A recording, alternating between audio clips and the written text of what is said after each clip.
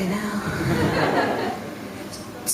This is a bit more difficult than I thought it was going to be. You see, I have a confession to make, and I thought my first night on a comedy stage would be a good time to make it public. And if the people who go on Embarrassing Bodies can go, forgo their private GP and go legs akimbo for Channel 4, then I can make this confession public tonight.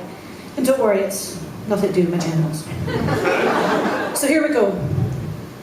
My name is Sonia, I'm a neuroscientist, and I hate brains. Feeling the love for the hate of the brains. And I mean, apart from maths and logic and dreams and culture, I mean, what's your brain ever really done for you, really? And I should explain. You see, my work is neuroscience, but I'm interested in nerves. The bits that do all the work, while this hunk of junk sits upstairs, replaying songs you didn't even know you knew, over and over and fucking over. And in particular, my work's all about how your nerves sense movement, so how you know where your arms and legs are. And this is called your sixth sense. And no ghost schools, you can't sense Bruce Willis with your nerves. So, that could be quite good. No, it tells you where your arms and legs are. And there's a way to demonstrate this, so I want to give it a go tonight, and you'll need to, a bit of audience participation. But don't worry, it won't hurt. So I need you all to close your eyes. Go on, close your eyes. It's only a dark pub in Aberdeen. I'm sure nothing bad will happen. I mean, it could be worse. It could be a dark pub in Dundee, and then you'd really be fucked. But go on, close your eyes. Now I need you to stick one hand up in the air and point to the ceiling with your index finger. Go on. Won't hurt. It's not Dundee, don't worry, come on. Right, when I say go, I need you to touch the nose of the person left to you with that index finger. Go! That's fucking ridiculous. There's no sense in the world that's going to tell you who your neighbour's nose is. But well done for being really obedient. Now I know that I'm in control. So we'll go for real this time. We'll go for real. Close your eyes again. Close your eyes. Come on, really quickly. Hand back up in the air. Point to the ceiling and touch your own nose. Go. Bollocks.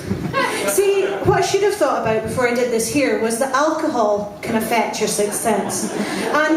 And if you look around, you'll see some people nursing their eye they just poked, or you're still sucking on your fingers, so you can stop. If you were sober, that would have been really easy, and that's because this sixth sense is totally unconscious. And the thing about alcohol you'll probably experience tonight when you go outside and the fresh air hits you, by the looks of things, a lot of you won't know where your legs are. So, good luck with that. So that's what my work's all about. My work is all about figuring out which proteins are involved in knowing where your arms and legs are. And you might not think that's very important, but this happens that's not even a word, within your body. So your heart can detect blood pressure by detecting stretch. So that's what I study. But still, given all these facts, when somebody hears the word neuroscientist, they want to talk about dreams. And I couldn't give a shit. I really couldn't give a shit.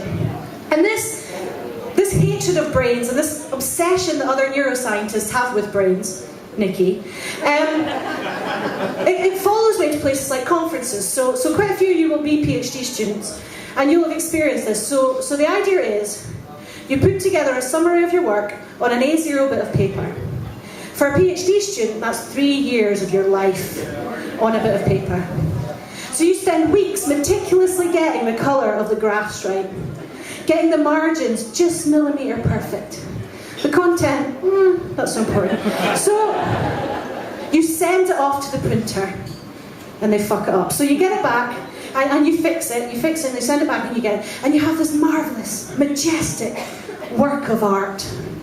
I mean science. It's a summary of science. It's not art, it's science. So you take this to your conference, and these are in huge conference rooms, and you stick it up, and you stand in your designated area for the designated time, and you wait. And people mull around, and sometimes there's wine, but you're in your designated area, so you can't reach the wine. But that's okay, so you'll stand here and people will go around. And I get a little bit anxious, to be honest. I start wanting to sell my poster. I start wanting to tell people, this is the poster I have at home. This is a one-time deal, come and speak to me. And they don't. But eventually someone will come. Eventually someone is approaching you. I get really excited. This is going to be a meeting of minds. We're going to have a huge discussion. This could be someone who could employ me in the future. That longed for postdoc could come out of this discussion. So this person comes along and this happens. They stand in silence, staring at your poster. And this doesn't help, because now somebody's actually reading my poster. And are they reading my poster? Did they mean to go to the one about brains that's next to me? Who are they? I mean, you can try and figure out who they are, but name badges are either on chests or crotches, so... Now you're standing in silence, staring at someone's crotch. And this isn't even the worst part, because eventually they will acknowledge your existence after 10 minutes of silence. And inevitably the question will be, so Sonia, your work looks really interesting. Which part of the brain are you looking at? And I've given up, because at this point I just leave and get the wine. Because I can't deal with that. I can't deal with the fact that people can't read my whole poster that doesn't have the word brain in it once. And then ask about fucking brains. But I realise, I mean, talking to you about it now, it's helped. I feel a lot better. Thanks for listening to me moan. And I realise there must be other people out there like me. There must be other neuroscientists who don't give a fuck about brains. So I'm thinking, since this helped so much, maybe I could start a society, a sort of self-help group for neuroscientists who don't like brains. So we'll need a name. What about Neuroscientists Out With Brain Society?